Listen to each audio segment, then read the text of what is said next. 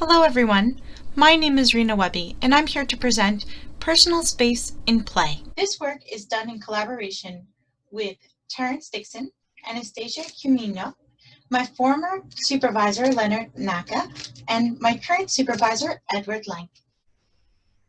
This work contributes an understanding of how to design for these multi-user, large, co-located touchscreen displays. It looks at physical and digital territoriality and how it affects human behavior based on our social constructs. As these displays got larger and larger and started to accommodate more people, there became a need for us to allow for distant reaching interactions. But extended arm metaphors, just like the one showed here by Doucet 2013, did not solve all of the problems that came with sharing a large display. This was clearly demonstrated in Peltonens et al.'s 2008 paper, It's Mine, Don't Touch, where a participant in the study reacted to another participant reaching for what they considered their digital object. Further research explores the combination of reaching tools and social constructs to better understand user behavior. The positioning of people in lineups, body language, body posture, has shown to demonstrate communication of acceptable boundaries in work by Azad et al. 2012. Work by Wallace shows that violations of zones, even entrance into the intimate zones, can be permitted in the contents of a shared task. However, the tasks used in these studies are generally media sorting or visual photo placement activities.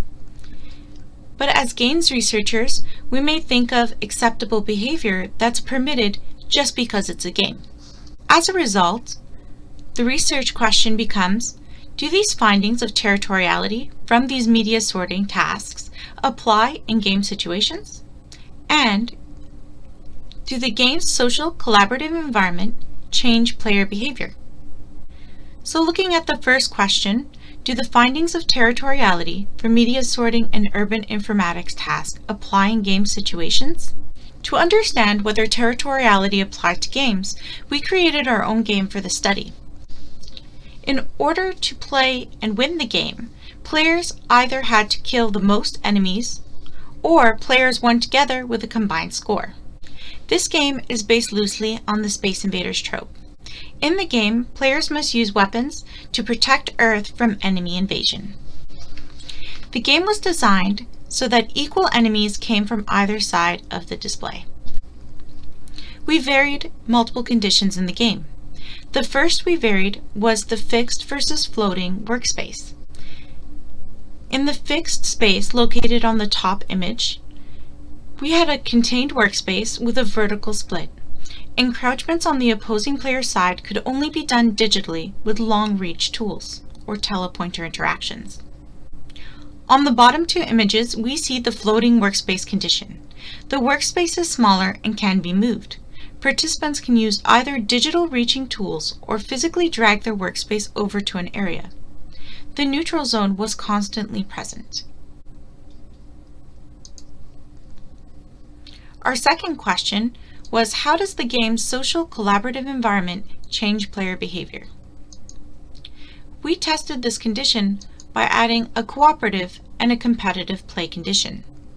In the cooperative condition, players had to save the Earth and had a combined score located on the Earth itself. In the competitive condition, players still had to defend the Earth together, but they also had individual scores so you can see who killed the most enemies.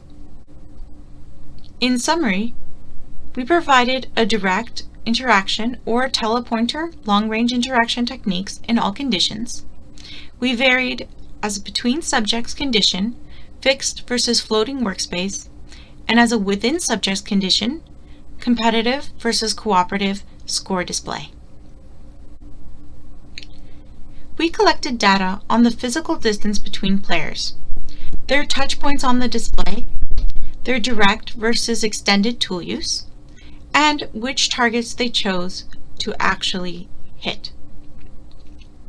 Additionally, it was a mixed measure study, so we also collected data from player interviews individually, and we did a video coding of play sessions.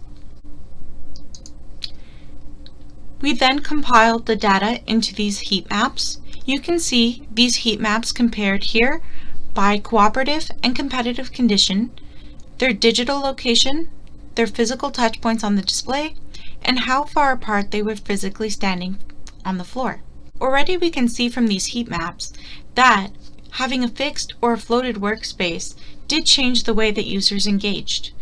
Additionally, we can see that there are differences between the cooperative and competitive condition. For the full results of this compiled data, please see the full paper. When we spoke to users, we found out that they felt that physical interaction on the other person's side, moving your workspace over, was actually considered physically disruptive. Digital reaching is considered less disruptive. However, users reported that both of them had some level of disruption. Users made a lot of considerations before they chose to disrupt the other player. Since both physical and digital encroachments were considered disruptive, players considered things such as the cooperative or the competitive condition and what was considered polite or good table manners. The cooperative condition softened boundaries, making them more permeable. In the cooperative mode, players felt that it was more acceptable for them to cross boundaries into someone else's space, or for someone to come over to their space, because the intention was to help. This is reflected in the participant's quotes. So here this participant is saying that they felt that they had more access to the other person's side in the cooperative condition. Players still considered social constructs and diplomacy. Crossing over into another player's side in the competitive condition was considered more aggressive. If the other player was struggling with the game, or unfamiliar with the controls, players often reported feeling like it was imbalanced, and there was this sense of diplomacy. If your opponent is not able to compete and it's not a fair competition, players were less likely to engage in competition. In the quote here, we see the player discussing how they would assess based on the individual that they were playing with. Players did not want to personally offend people by playing the game too aggressively. In this quote, the participant is describing how they would assess whether or not it would be okay to play aggressively. And how can we leverage these findings to design games? Well, we can leverage these findings by remembering to design with space. Space can be a communication tool. We can use it to teach players how to play the game, and we can also encourage or suggest actions. The variable boundaries that we give players will create this idea of a starting point, and players become attached to the starting point. Using this information, we can encourage pro-social or anti-social behaviors by varying these visible boundaries. A good example of how this can be applied can be found in Overcooked 2. In Overcooked 2, you have 2 or more players that have to prepare recipes. There are different tasks, such as chopping up the food, cooking the food, and sending it to the restaurant. In the first screen on the left, we see a delimitation of the 2 players, assigning them to tasks. So the player on the top raft must cut the food. The player on the bottom raft must cook and serve the food. Here we see that the game is teaching players how to strategize, how to split up these activities by forcing them into rules. As the game gets harder, these boundaries become less enforced by the game and are up to the player. The player can choose what strategy to apply in order to win the game, which means that players have to communicate with each other or fight with each other in order to decide who does what task. This increases the difficulty and adds challenge to this cooperative game. The game continues to challenge players by manipulating space, switching stations, and switching roles. Thank you for listening. You've just heard Personal Space and Play, Physical and Digital Boundaries and Large Display Cooperative Games. My name is Rina Wehbe. If you have any questions, please feel free to reach out by email or Twitter, or even visit my website. For more information, please see the full paper.